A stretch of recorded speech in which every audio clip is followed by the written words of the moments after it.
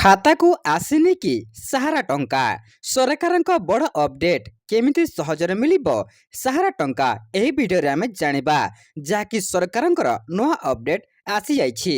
ଯେଉଁ ବ୍ୟକ୍ତିମାନଙ୍କର ଟଙ୍କା ସାହାରା ଇଣ୍ଡିଆ କମ୍ପାନୀରେ ଅଟକି ରହିଛି ସେମାନେ କ୍ରମାଗତ ଭାବରେ ସେମାନଙ୍କ ଟଙ୍କା ଫେରି ପାଇବା ନେଇ ଅପେକ୍ଷା କରିଛନ୍ତି।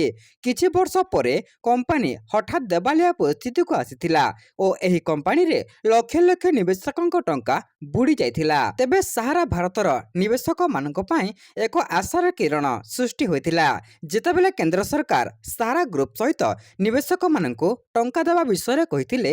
କିନ୍ତୁ ସାହାରା ଗ୍ରୁପ ମାଲିକ ସୁବ୍ରତ ରୟଙ୍କ ଦେହାନ୍ତ ହୋଇଛି, ଯାହାପରେ ଏହି ପ୍ରକ୍ରିୟା ଦୀର୍ଘ ସମୟ ଧରି ବନ୍ଦ ହୋଇଯାଇଛି।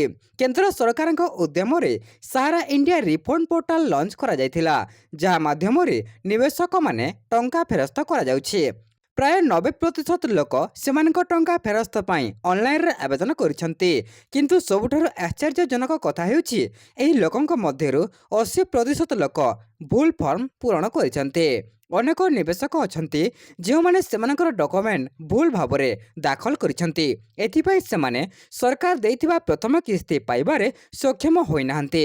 ଯେଉଁମାନେ ସାହାରାର ପ୍ରଥମ କିସ୍ତି ପାଇନାହାନ୍ତି ଭୟଭୀତ ହେବାର କୌଣସି ଆବଶ୍ୟକତା ନାହିଁ, କାରଣ ଏହା ସହ ଜଡ଼ିତ ଏକ ବଡ଼ ଅପଡେଟ୍ ସାମ୍ନାକୁ ଆସିଛି। କୁହାଯାଇଛି ଯେ ସାହାରାର 25,000 କୋଟି ଟଙ୍କା ନିବେଶକମାନଙ୍କୁ ଫେରସ୍ତ କରାଯିବ। ସେହି ଲୋକମାନେ ଟଙ୍କା ପାଇବାକୁ ଯାଉଛନ୍ତି ଯେଉଁମାନଙ୍କୁ ଏପର୍ଯ୍ୟନ୍ତ ପ୍ରଥମ କିସ୍ତି ପାଇନାହାନ୍ତି। ବର୍ତ୍ତମାନ ପର୍ଯ୍ୟନ୍ତ କେବଳ 5,000 କୋଟି ଟଙ୍କା ଲୋକଙ୍କୁ ଦିଆଯାଇଛି। ସରକାର କହିଛନ୍ତି ଯେ ଯେଉଁମାନେ କୌଣସି କାରଣରୁ ଭୁଲ କରିଛନ୍ତି ସେମାନେ ତୁରନ୍ତ ଏହାକୁ ସଂଶୋଧନ କରି ପୁନଃ ପଞ୍ଜୀକରଣ କରିବା ଉଚିତ। ପଞ୍ଜୀକରଣ କରିବାର 45 ଦିନର ପରେ ପ୍ରଥମ କିସ୍ତି ସରକାର ସେମାନଙ୍କ ବ୍ୟାଙ୍କ ଆକାଉଣ୍ଟକୁ ପଠାଇବେ। ତେବେ ଦର୍ଶକ ବନ୍ଧୁ, ଏମିତି ଅପଡେଟ୍ ପାଇଁ ଆମ ଚ୍ୟାନେଲକୁ ସବସ୍କ୍ରାଇବ୍ କରନ୍ତୁ।